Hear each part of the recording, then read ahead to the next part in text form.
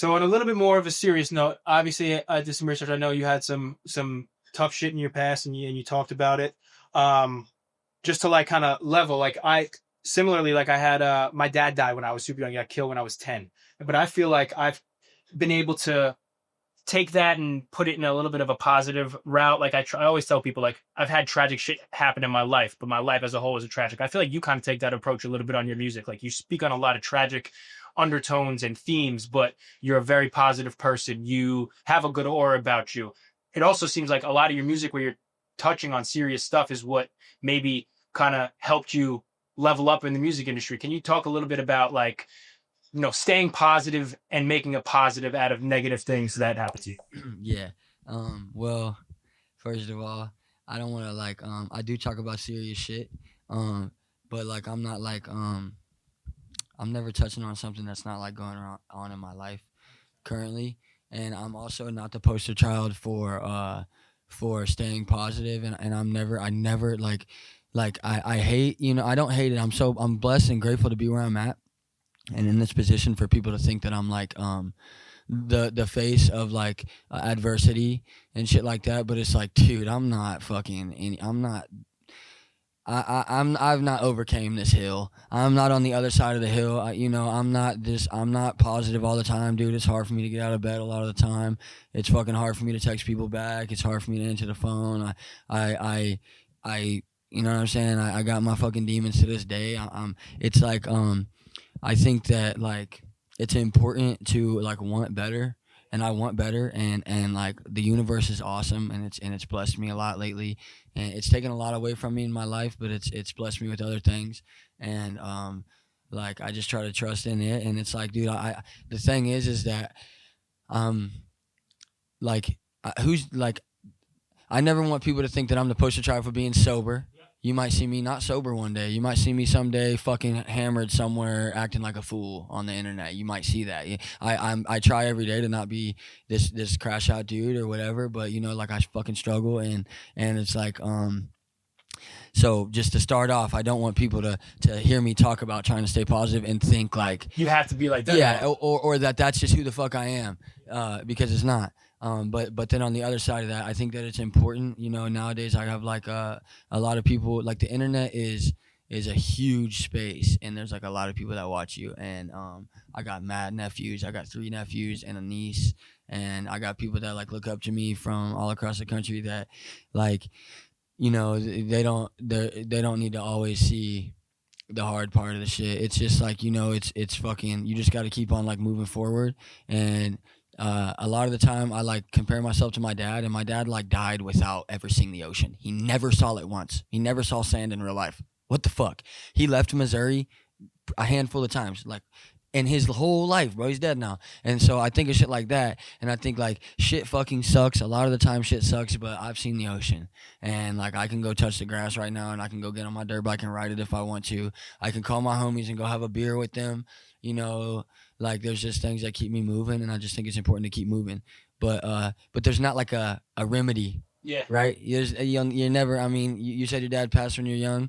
I bet that fucking sucks. Yeah. I'm sure that a lot of the time you feel like, damn, I wish I could tell my dad about this. And it's like, bro, that's never gonna go away. Just being happy is not gonna make that shit go away. So it's just a fucking fine line. You just gotta want better for yourself, I guess. And it's like really cool that I'm in a position right now that people are supporting me and pushing me forward and telling me, nah, you got this. But on the other side of that, every fucking day I'm worried about like the day that stops happening. What's gonna happen whenever they're like being like, oh, actually, like, wait, I saw you fucking, doing this, or you weren't that nice to this person, or you had a bad day that day and you did something. You know what I'm saying? Like I don't want to get too caught up in like yeah, this is what you do to be happy. This is what, cause you know what I'm saying? I'm not necessarily 100% there yet. Yeah, I feel like I try to look at it like when I was 15, I used to think like I didn't know what I wanted to do, but if 15-year-old me looked at what my job is now, I'd be like, oh my God, you got everything figured out. This is sick. Yeah. And while it isn't, it's cool at the same time. Like I still don't have shit figured out. Yeah. I still don't have like questions about what the rest of my life's gonna look like. So you're never gonna like really feel like you got it figured out. But as long as you kind of are striving to, get better, like you said every day, you get better. Yeah, you just gotta want to get better. Feel Something is my favorite song by you right now. I hit Steven when I first listened to it. And I was coming back from when I was recording these fucking diss tracks, but I was Let's go. 2-day Adderall bender. So like That I had is no so I had funny. no dopamine in my brain. I That listened to the is so song and like funny. I shit you not, I'm not saying this like sucking dick. Like I started tearing up a little bit and I was like, damn, it made me feel like a lot of like emotions and shit about like my life and in specifics. One of the lines is, "This is all I ever wanted, but now it don't feel like a dream to me." Yeah. So It gave me fucking goosebumps. yeah, and it gave me goosebumps hearing it. So can you talk a little bit about like now that Bro, like we yeah. never make it, but now that you've made it to a certain degree, like what are some of the new maybe problems, and maybe some people will call them champagne problems, but like with success, what other I guess struggles come with that you didn't expect to have? There's a couple of things. I think as a kid, you grow up and you have this dream, and it's so crazy, and you think like you just think it's so surreal, and there's these people that you'll never meet, and they're just such superheroes, and you like you have this idea of what the music industry is, and then it's like now as an adult, I just realize it's all fake, and these people that I used to idolize aren't even the artists I thought they were.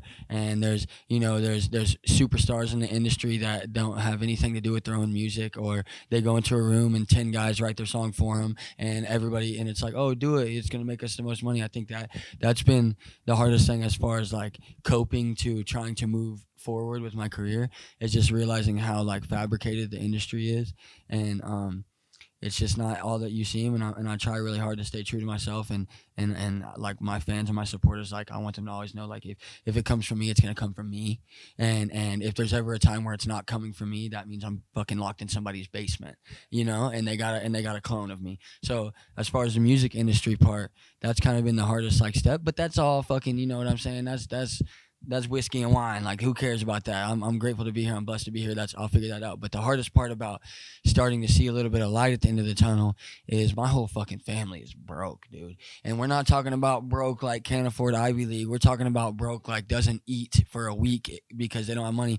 Talking about like before I had a little bit of success, none of them had houses. Like my mom was living with my grandma who's got dementia, and they had roaches and mice in their house, and like no car, and you can't go into the back room because the roof's caved in, and there's a plastic sheet taped up, like all the windows are taped up. You know what I'm saying? You go to my aunt's house and it's a little tiny 1-bedroom little studio house, like there's these things. And my sister's got 2 kids and no baby daddy, and it's like now that I'm starting to see a little bit of success, it's like draining as far as like everybody needs help all the time. My family, my friends, I want to be able to take this burden on and just be able to like deal with it. But it's like people don't realize that like even if you hit me and you're like, oh, it's not that big of a favor to ask, I need this done for me so I can live. It's like, damn, well, they did that and so did 25 other people. And you got to take care of all 25 of them. And so that's been kind of the biggest struggle, but that's another thing. There's tomatoes and fucking tomato. I don't give a fuck because I'm blessed to be here in that situation. You know, it kind of sucks that I can't talk to my dad about this shit or my older brother and shit. You know, my best friend in high school died too, and he would be fucking stoked that we started the '97 shit with him, and he would be super stoked. You know, that stuff sucks, but at the end of the day, there's nothing that is gonna be so bad that the success and the blessings that the universe has given me are going to be like not worth it. You know what I'm saying? Because at the end of the day, it really sucks that everybody needs help, but you know what? I can help now. And I try to help everybody I can. I spread myself way too thin trying to help everybody, but you know what I'm saying? That's my role right now. But you know, it's been cool though. I'm blessed. I'll fuck around and sound like a hater. I'll start being like, oh yeah, and then fuck this guy. He said some shit like, you know what I'm saying? I will, but I am blessed, dude. And at the end of the day, when anybody's watching me say anything, I want them to know I'm a D1 hater, and I'm a motherfucking complaining ass dude, but I'm grateful, and I'm like, being here is crazy as fuck. What are we talking about? Jet skis, the jet skis in front of me. There we go. Come on. New project, Hari-Kiri, correct? Hari-Kiri. Hari-Kiri, okay. Yeah. That's Japanese, like, killing yourself, right? Yeah, so it's a Japanese ritual like that samurais would do. It's pretty much what's it called? Like it's a Instead of surrendering, right? no. It's a way to go out. It's not instead of surrendering. It's like a way. What's it called? Whenever you like do something that people are like, yeah. It's martyr. You're a martyr. Yeah, like kind of. But I'm saying like it's a respectable like way to go out. Like if a samurai would break the samurai rules, they would get sentenced to death. And it's like instead of somebody coming and killing them, they would be like, okay, and they would practice Hari-Kiri, where they would disembowel themselves in front of everybody as like a last ritual to being like, hey man, check me out, I'm doing this like out of respect, I'm sorry that I fucked up, this is me being a man about it basically. And that name just fit because my brother killed himself whenever I was 15, and something that a lot of people don't know about that is that my brother called me before he killed himself, and he was like, yo, I need you to come home. And I don't want to like tell the whole story or whatever because I don't want to get into it, but I basically didn't come home that fast. I basically was a 15-year-old kid that was out with my homies, and I was basically like, dude, like get fucked, I'm with my homies. I've been talking to him about shit all week. I knew he was going through it with his girlfriend and stuff, his baby mama. I knew what was going on, and I like brushed it off and was like, I'll be home when I'm home. And I came home like an hour later, and then I like went to my parents. I'm like, where's he at? And they were like, he's pissed. He like walked off. And I was like, no. I knew he was gonna hurt himself. And I walked into the backyard and I found my brother hanging. And he was like struggling for air. Like you could tell that he did it. And he was like, oh fuck, why did I do this? And he was like trying to say, like he was like dying, but he was still alive a little bit. And I tried to like grab his legs and pick him up to take the pressure off, but I was just like a little 15-year-old kid and he was heavy and I couldn't really pick him up. And so he fucking died right there. And then my dad, I screamed for my dad, and he came out next. And so we shared this moment of like holding my brother in my arms. My dad came and like cut the cord down, and he fell down, and we shared this moment of both of us like holding him in our arms and like looking at each other like, what the fuck? And then my dad like got severely depressed from that, and like 9 years later, which was this year, he killed himself. And him and his my stepmom were kind of going through it, and they were gonna start getting a divorce and shit. And he got his own apartment, and I was with him every single fucking day. And before he died, like the weekend before, I told him, I was like, you look like shit. He was smoking cigarettes and drinking every day and taking perks and shit, and shout out to him. Yeah, so he was living like a fucking rock star for no reason. And I told him, like, you look like shit, Dad. Like, like you got to stop doing this, you're gonna die. And he was like, I'm gonna die, that's the plan. And then I was like, that's the last thing he ever said to me. And then he fucking killed himself like a few days later. And so going through that, I felt like this was me. I wanted to kill myself a million times since then. To this day, I struggle with it, like.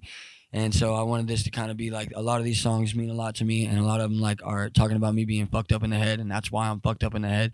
And so I felt like the title was fitting because it's like I'm being like, yo, Pops, Shaylin, I love y'all to death. If I wasn't doing this music thing, I would be up there with y'all. I would have fucking disemboweled myself. I would have practiced Hari-Kiri in front of everybody, and I would have came with y'all. But like I got a new purpose, and I gotta be here. And so this is basically me being like, love y'all. I'm gonna fucking rock this shit out though. I appreciate you sharing them, bro. For sure. Let's touch on. We'll pivot to something a little more lighter now. I know. Yeah. I appreciate that. I'll do that, man. I will fuck the whole vibe up. I appreciate that. And not, you don't gotta be clueless, but like nothing. I'm not gonna compare trauma to someone. My dad was a cop, a homicide detective, and he got killed in a shootout. They were trying to arrest a guy. He somehow got a hand on his partner's gun, shot both of them. So like just the idea of kind of having your father figure, just anybody in your life not be there anymore at like instantaneous. It wasn't like it was like a cancer thing where you don't expect it. Kind of same thing to happen to you, but not to compare, but just like it's tough. And I respect you for doing what you're doing. Mad respect to you too, bro. A lot of people don't realize, man. It's like people die every day and shit, and you got to go through it and shit like that. But whenever like a parent gets taken from you, it's like it just fucking sucks, dude. And it sucks forever. And, you were a fucking kid, and it's like you got to have your whole life. Yeah, shout out stuff. Let's not cry. Yeah, I don't even cry like that. I'm not about to cry. Motherfucker. Jesus, I'm about to start fucking crying right now. God damn.